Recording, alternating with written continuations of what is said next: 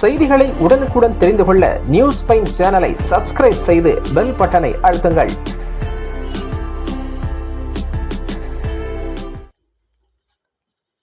சிங்காரப்பேட்டை தனியார் திருமண மண்டபத்தில் பாமக சார்பில் பொதுக்குழு கூட்டம். ஊத்தங்கரை சட்டமன்ற தொகுதியில் பாட்டாளி மக்கள் கட்சி மற்றும் வன்னியர் சங்கம் சார்பில் பொதுக்குழு கூட்டம் நடைபெற்றது. கிருஷ்ணகிரி கிழக்கு மாவட்டம் ஊத்தங்கரை அடுத்த சிங்காரப்பேட்டையில் பாட்டாளி மக்கள் கட்சி வன்னியர் சங்கம் சார்பில் பொதுக்குழு கூட்டம் சிங்காரப்பேட்டை தனியார் திருமண மண்டபத்தில் நடைபெற்றது. இந்த கூட்டம் மே 11 அன்று சித்திரை முழு நிலவு வன்னியர் இளைஞர் பெருவிழா மாநாடு சம்பந்தமாக பர்கூர் மற்றும் ஊத்தங்கரை சட்டமன்ற தொகுதியில் உள்ள பாட்டாளி மக்கள் கட்சி நிர்வாகிகள் மற்றும் வன்னியர் சங்க நிர்வாகிகளுடன் ஆலோசனை கிருஷ்ணகிரி கிழக்கு மாவட்ட செயலாளரும் முன்னாள் சட்டமன்ற உறுப்பினருமான மேகநாதன் தலைமையில் நடைபெற்றது. முன்னாள் சட்டமன்ற உறுப்பினரும் உழவர் பேரியக்க மாநில தலைவருமான பேருசாமி கலந்து கொண்டு ஆலோசனைகளை வழங்கினார்.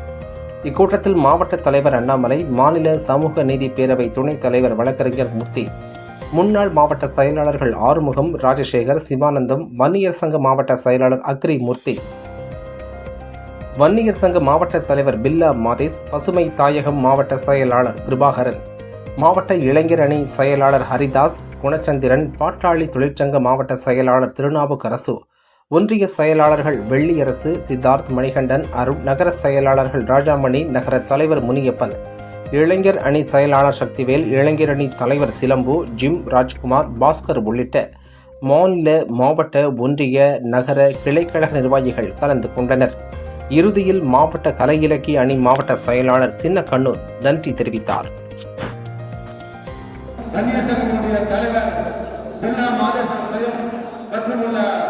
அனைத்து பொறுப்பாளர்களும் விழாக்களிலிருந்து சிறப்பாக செய்து காட்டுகிறார்கள். அந்த அடிப்படையில் மிக நல்லதொரு மாநாட்டு சிறப்படைய என்னுடைய வாக்குகளை தெரிவித்திருக்கிறேன். ஒன்றிய நகர செயலாளர்கள் அடுத்ததாக பொதுக்குழு கூட்ட வேண்டும். ஐயாவுடைய கட்டளை நோட்டீஸ் போட்டு பொதுக்குழு வேண்டும்.